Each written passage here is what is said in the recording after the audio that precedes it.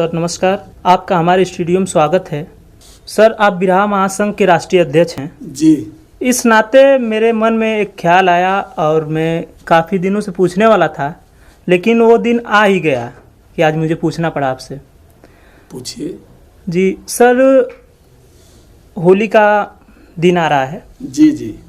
तो इस पे काफ़ी कलाकार, आप भी जानते होंगे सर, कि काफ़ी कलाकार लोग होली गीत गा रहे हैं। आप गाने वाले हैं कि नहीं होली गीत? अभी आया नहीं आपका। देखिए, बड़ा सही सवाल आपने किया। जो कलाकार होली गा रहे हैं जी, मैं सुन रहा हूँ, देखता हूँ यूट्यूब पर, उन कलाकारों को होली के बारे में पता नहीं है। होली पिछड़े समाज को, भारत के मूल निवासियों को मनाना महापाप है। क्यों? होली त्योहार हम लोगों के लिए नहीं बना है। सर मैं भी तो होली मनाता हूँ। मेरे त्योहार का मतलब समझते हैं? त्योहार का मतलब समझते हैं? त्योहार किसे कहते हैं? सुनिए, पहले व्याख्या करिए। त्योहार का मतलब ये दो अक्षरों से मिला के बना है जी। त्यों माने तुम, हार माने पराजय। इसे त्योहार कहा जाता है जी। और मनवादियों ने इसे बनाया कि जहां पिछड़े समाज के पुरखे हार गए हैं, उनका वध कर दिया गया है, उन्हें खत्म कर दिया गया है, उसे एक त्योहार के रूप में जी। पिछड़े समाज पर थोप दिया गया। अभी होली आई है ना जी। होली मैं क्यों नहीं गाता हूं? हमारे समाज के कलाकार जो हैं जी। जो पिछड़े समाज के जितने भी कलाकार हैं वो होली गाते हैं, जानते हैं?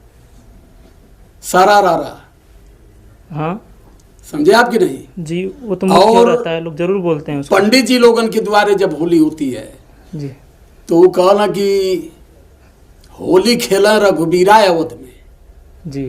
समझला? और यहाँ जब पिछड़े समाज के दरवाजे पर वही पंडित जी पहुंचते हैं तो कहते हैं कि आओ रे बाबा बोलावन है, आओ रे। जी। ऐसा क्यों है? हमारे समाज के लोग होली के बारे में समझते नहीं हैं। होली जो होलिका है, होलिका दहन जो हो करते हैं रात को, जी। पिछड़ा समाज अपनी बहन को जलाता है और अपनी बहन को जला करके दूसरे दिन जी। वो होली का त्योहार जो मनाते हैं, हुरहंडी मनाते हैं, उसमें मुंह पर कालिक चुन्ना पोतते हैं। जी। ऐसा क्यों होता है? इसकी कहानी थोड़ी लंबी है। ये कहानी पूरा अगर बताऊंगा जी। तो बहुत गलत हो जाएगा और काफी समय लगेगी। अभी इस पर एक गीत मैं गाया हूँ, अभी गीत छुट्टी नहीं हो, गीत आ जाएगी। अच्छा। कि होली पिछड़े समाज को क्यों नहीं मनाना चाहिए और होली पिछड़े समाज के कलाकारों को क्यों नहीं गाना चाहिए। पिछड़ा समाज होली को जो ढो रहा है वो अपनी संस्कृति और अपने संस्कार पर लात मार रहा है और वो कलाकार को इस संस्कृति, इस संस्कार के बारे में पता नहीं है। पहले क्यों कि पिछड़ा समाज ज़्यादा से ज़्यादा रामायण महाभारत पढ़ता है, अपना इतिहास कभी नहीं पढ़ा है। जब अपना इतिहास पढ़ेगा तो उसे पता चलेगा राजा हिरण्यकश्यप की बहन थी होलिका, जी। उनका बेटा था प्रहलाद। ये सब मनगढ़ंत कहानी गढ़े कि हिरण्यकश्यप राक्षस थे, लेकिन इसी लखनऊ के बगल में हरदोई जिला है। हरदोई का नाम पड़ा क्यों? हरिद्रोही। राजा हिरण्यकश्यप हरि को नहीं मानते। हरि माने ब्राह्मण, द्रोही माने विद्रोह करने वाला।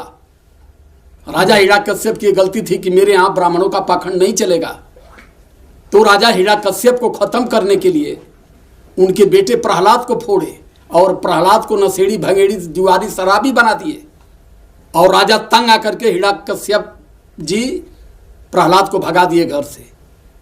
तो जब घर से भगा दिए तो उसी दिन, जिस दिन होलिका दहन होता है, उसी दिन शादी थी होलिका की।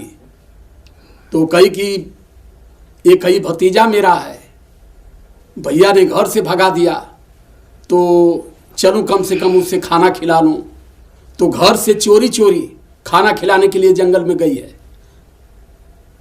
और 7 ब्राह्मण पुत्र दारू के नशे में धुत, और प्रहलाद भी दारू पिया हुआ था। इसे पढ़ेंगे तो इसे आपको मिलेगा। सच्ची रामायण का अध्ययन करिए, अपने सच्चे इतिहास को खोजिए।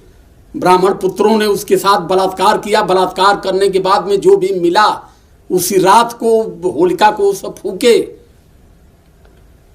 और जब सुबह में राजा पता लगाए कि आखिर गई कहाँ, तो प्रहलाद की माँ ने बताई कि रात में वो गई थी प्रहलाद को खाना खिलाने, तब से वापस नहीं आई। जी। और जब राजा ने पता लगाया इसका, तो सब पकड़े गए। तो राजा ने उनके मुंह पर करिखा चुन्ना गोबर माटी फेंक करके तलवार से उनके माथे पर लिखा अबीर, ये वीर नहीं हो सकते, ये कायर हैं। और उसको ला करके यहाँ ब्राह्मणों ने एक कहानी गढ़ करके पिछड़े समाज पर थोप दिया, और पिछड़ा समाज हमारा आज उसको ढोरा, उससे बाहर नहीं निकल पा रहा है। जी, इसलिए होली मैं नहीं गाया हूँ। जी सर। सर ये आप बोल रहे हैं, मगर सर पूरे भारत में होली मनाया जाता है सर, और काफ़ी पढ़े लिखे लोग भी हैं, वो लोग क्यों मनाते हैं? यार वो पढ़े लोग लिखे अध्ययन थे नहीं और गोबर हैं, क्यों पढ़े लिखों की बात कर रहे हैं? बाबा साहब आगरा की मीटिंग में फूट फूट करके रोए थे कि मैंने जिस शिक्षा के लिए इतनी बड़ा संघर्ष जो बातें किया, आज सर मुझे सुनो, मुझे धोखा सिर्फ पढ़े लिखे लोगों ने दिया। जी सर। जो पढ़ा लिखा नहीं है उससे मेरी शिकायत नहीं जो है। बातें आप सर बोल रहे हैं उन लोग भी दिमाग में और फिर वो पढ़े न आए तो हम क्या करें? जो पढ़ेगा नहीं, जो नहीं पढ़ेगा वो क्या जानेगा? जो अध्ययन करेगा अपने समाज के लिए, अपने त्योहार के लिए, वो न जान पाएगा इसको। तो ये चीज है, मैं यही चीज बार बार कहता हूं अपने समाज को कि अपने इतिहास को पढ़ो, अपने इतिहास को आप जानो। और अपने इतिहास को जब तक आप नहीं जान पाओगे तब तक जीवन में कभी मनवाद की लड़ाई नहीं लड़ पाओगे, और ना ही कभी भारत के हुक्मरान आप बन पाओगे। अगर भारत का सत्ता अपने हाथ में लेना चाहते हैं तो पहले इस पाखंड को त्यागना पड़ेगा। जब तक आप पाखंड नहीं त्यागोगे तब तक अपने मूल भौत अधिकार से आप हजारों कोस दूर रहोगे, और आने वाली समय नहीं समझ पाए जी सर। तो बहुत कम समय ऐसी है, फिर 1000 साल पीछे जो गले में मटकी थी उससे भी बुरी गति होने जा रही है। अगर मेरी बात समझ में नहीं बैठी तो बहुत बहुत धन्यवाद ये पूछने के लिए आपको। धन्यवाद सर।